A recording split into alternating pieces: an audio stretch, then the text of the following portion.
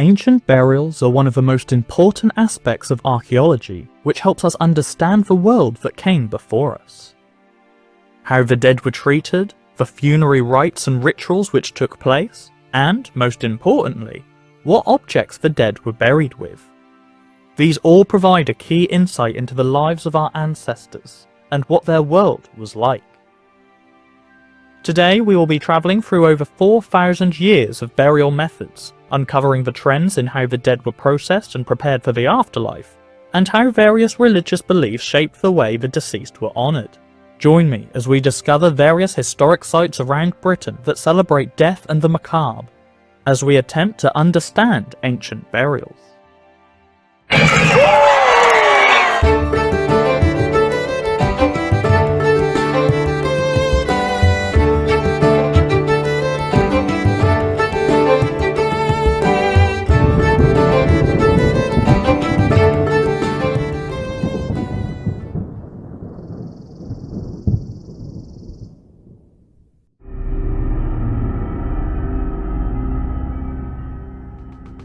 The Bronze Age is where we first begin to see solid ritualistic burials in Britain, with burial mounds such as round barrows or long barrows peppering the landscape.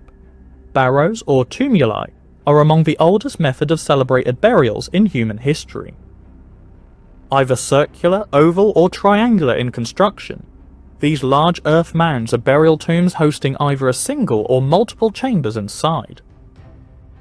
While the intended functions of other Neolithic stone structures continue to elude us, we know that barrows were made to celebrate the dead, acting as a landmark on the geography of the land in their honour.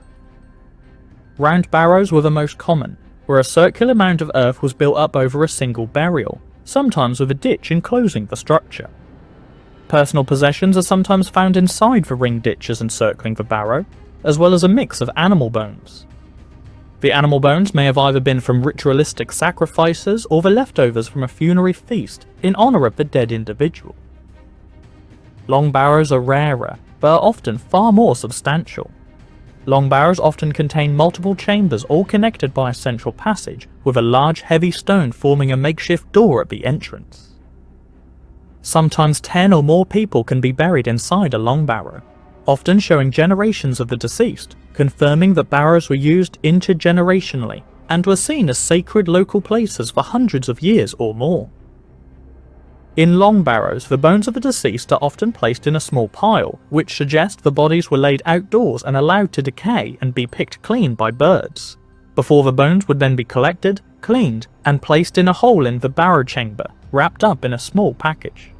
By comparison, burials inside round barrows were more likely to be reserved for a single person laid on their side in the grave. People living throughout the Neolithic period had a much different relationship with death as we do today. Death from disease, injury, or old age was much more accepted as a part of the cycle of life, meaning that the average person would come face to face with mortality much more commonly than we do today. Indeed, archaeological evidence tells us that people used to eat, rest, and go about their daily life in the presence of these barrows, sometimes even sleeping in neighbouring chambers to the ones housing the dead relatives. As macabre as this sounds, all evidence points to this practice of living amongst the dead as a sign of utmost respect, with the vast majority of skeletons being found in the fetal position, which assumes they had been wrapped in fabrics as to keep them warm in the next life, as well as having multiple possessions buried alongside them. Perhaps one of the most famous Bronze Age barrows is West Kennet Long Barrow in Avebury, which makes up part of a much larger historical site featuring many ancient monuments called the Avebury World Heritage Site. West Kennet Long Barrow is known to have housed over 50 people during its lifetime as a tomb, although many skeletons found inside the chambers have been partially disassembled, with some bones removed by thieves particularly favouring the skulls. Although we cannot know for sure why certain bones had been removed, it is believed that they were stolen by 17th century to 19th century grave robbers who believed that the ancient bones ground up in elixirs could cure ailments such as gout, epilepsy, and fever.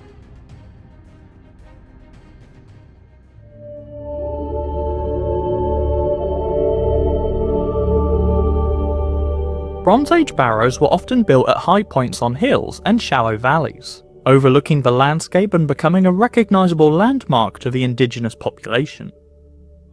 As previously mentioned, the majority of burials are found in the fetal position during the Bronze Age, men laid down on their right side and women put to rest on their left side. It is not certain as to why this is most common, but it is likely due to the fact that when the deceased are laid down in this position, it looks like they are sleeping and are at peace. Minimal possessions are usually found in these burials, which may be because their possessions were passed down through the family, or items that they were buried with simply don't survive for thousands of years of being in the ground. Some of the most common items that do survive in situ with the dead are beakers often made of clay or stone. These could be drinking vessels or storage containers, possibly with food inside when buried. Perhaps these were leftovers from funerary feasts, or ancient Bronze Age people believed that the deceased would need sustenance to aid them during their travels to the afterlife. These clay beakers often had various styles of artwork on them. Stippled dot work, concentric lines or zigzags are most commonly found, but some beakers were found with circular imprints on them, which are believed to come from the maker pressing their thumbs into the clay before firing to make a pattern, likely unknowing that they are leaving their personal fingerprint and therefore mark on an object which will be found thousands of years later. Sometimes flint arrowheads, bronze knives and jewellery made from stone, beads or bone are also found buried with the dead.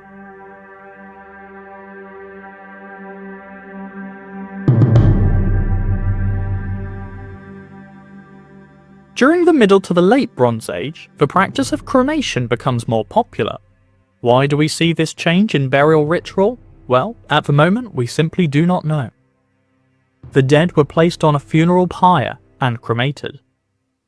Despite this seeming like a less labour-intensive way of disposing with the dead in comparison to digging a large earth burial mound, around a ton of wood could be used to burn an adult body to ash, so this still required a lot of effort and preparation. The ashes are then gathered up and placed inside a clay pot, then buried in the ground. We often find these urns buried behind contemporary roundhouses, which likely belong to the family of the deceased. Similar to the early Bronze Age burials, it appears that the family of the deceased wanted to continue living in close proximity to the dead family members. Sometimes the funerary pots are buried inside earlier barrows which have already been dedicated to previous members of the deceased.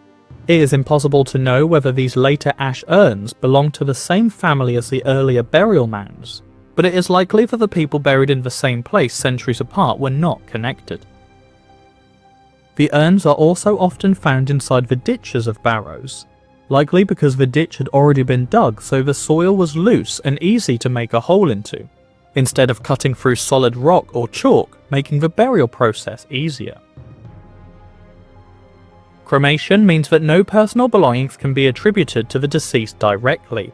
However, some cremation burials have been excavated where personal belongings have been placed into the bowl of ashes after the cremation, such as brooches or hairpins.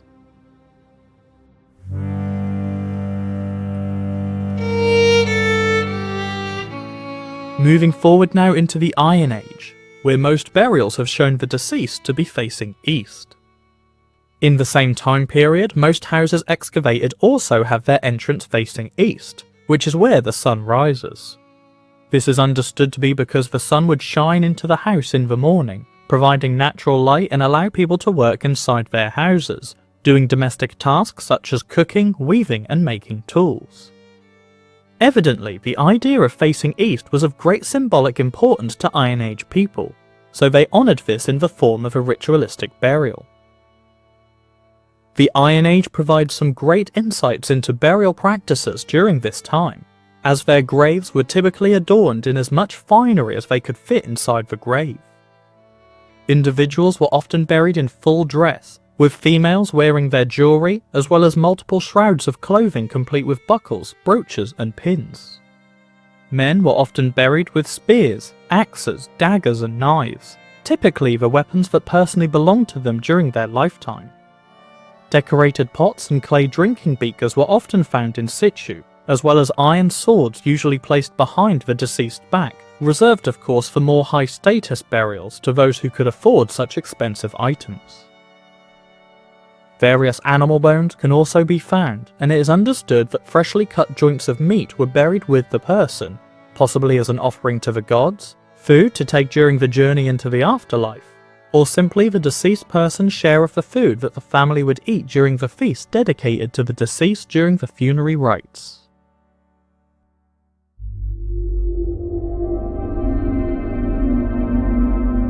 During the Roman occupation of Britain, cremation became the most common practice for dedicating the dead once again.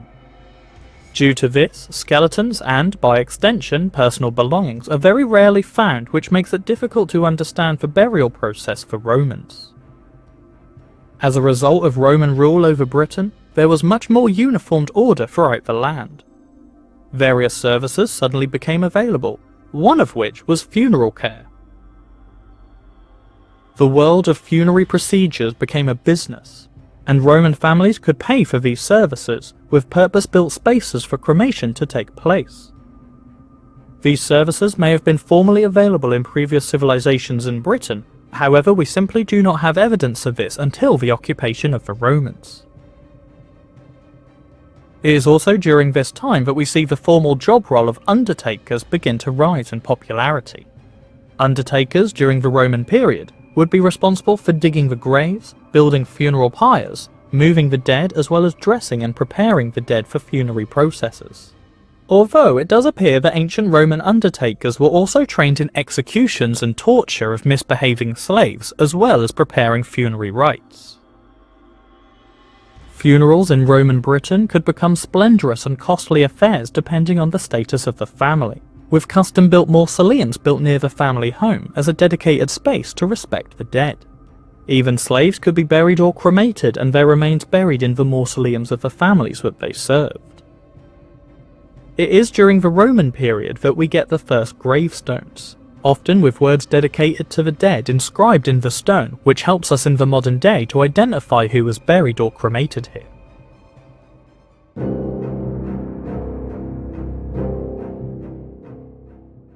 In 313 AD, the Roman Emperor Constantine issued the Edict of Milan, which granted Christianity legal status as a religion. From this point, Christianity began gaining influence across the Roman Empire, including Britain. Temples were dedicated to Christian entities, as well as the older Roman and Eastern religions. They were still regarded more as cults rather than fully fleshed out and respected religions. Regardless, over the years, more and more Romano-British residents opted to be buried after death, which was the chosen Christian way, as opposed to the Roman religious tradition of cremation. By the 5th century AD, Christianity was the mainstream religion of Roman Britain. As Christianity became the main religion for the Romano-British, burials were, again, the most common method for dealing with the dead. It is during this time period that we see coffins, often made of stone or lead, being used to house the dead as they are buried. While these burials generally lack many possessions, shoes are seen as an important item to include with the dead. It is not certain as to why the Romano-British believed shoes to be necessary, but it may be in preparation for a long journey required to access their afterlife. The shoes were definitely symbolic, as Roman children's graves have been excavated, where adult-sized shoes have been buried with the child. It is very rare to find the leather shoes themselves, as the material rots away after so much time, but we do have the hobnails used as the treads.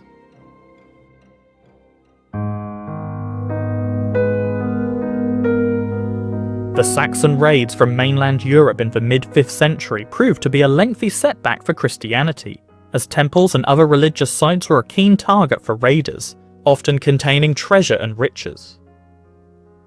As the Saxons began to settle in Britain, with them came their own religions, which were usually local forms of Germanic polytheism, known generally as paganism. Paganism is a religious term often thrown around by people. However, paganism is a collective term for a broad variety of religious traditions, beliefs, practices, and spirituality. The term pagan is actually just a word which Romans used to describe anyone who continued to follow polytheistic religions. Religions that celebrated multiple gods rather than one singular deity.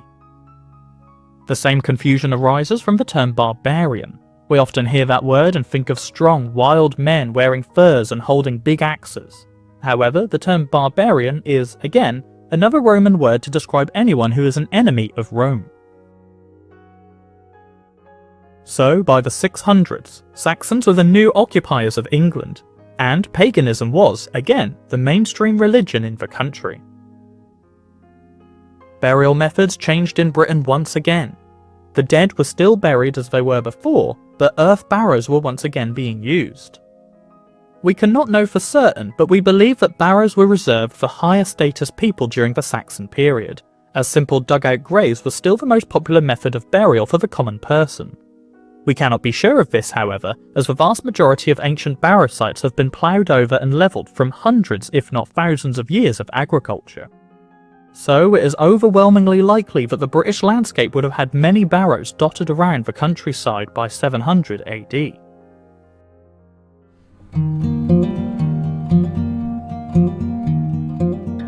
From interacting with the local Romano-British population, learning their culture, traditions, and Christian religious beliefs, they began to realise all the things that this new religion could provide for them.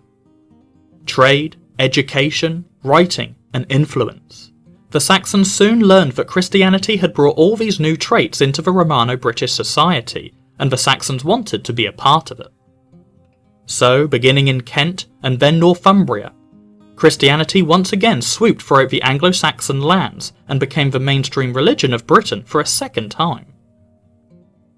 One key person to note during this time was St. Patrick, who was a Romano-British missionary during the 5th century AD, who introduced Christianity to Ireland, teaching the local Celtic people about the benefits of Christianity. The Bible will talk about magic tricks and banishing snakes from the land. However, the truth of the tricks is that Patrick showed the locals the benefits of being part of the Christian faith, the access to new trade rights, new technologies, shift in languages, and the ever-growing leaning towards a written culture. The local Celtic people knew that trade and communication with mainland Britain would inevitably become more difficult as they were aware that Christianity was becoming so popular as time went on. So they agreed to follow Christianity to keep contact with the outside world alive, and then to learn the new educational, social, and economical benefits that Christianity could offer.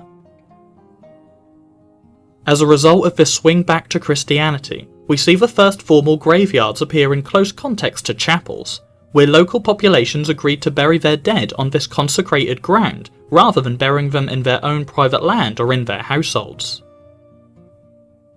It is interesting to note that, despite modern Christian burials consisting of the dead being buried with their head facing the west and their feet facing the east, these early Christian Saxon burials did not always follow this ritual, suggesting that in this time they had not figured out a uniform burial practice just yet. Of course, in later Christian burials, the practice of the bodies being buried with their heads pointing west became the uniform method, and churches were also built with the belfry tower facing west and the altar on the eastern side. And so we have covered over 4,000 years of burial practices in an attempt to understand graves throughout the many changing periods of Britain's rich history. From the ancient barrows of the Bronze Age, Roman cremations of the 1st century AD, to the earliest forms of Christian burials by the Saxons as they continue to reshape Britain and add to its vast and rich history and heritage.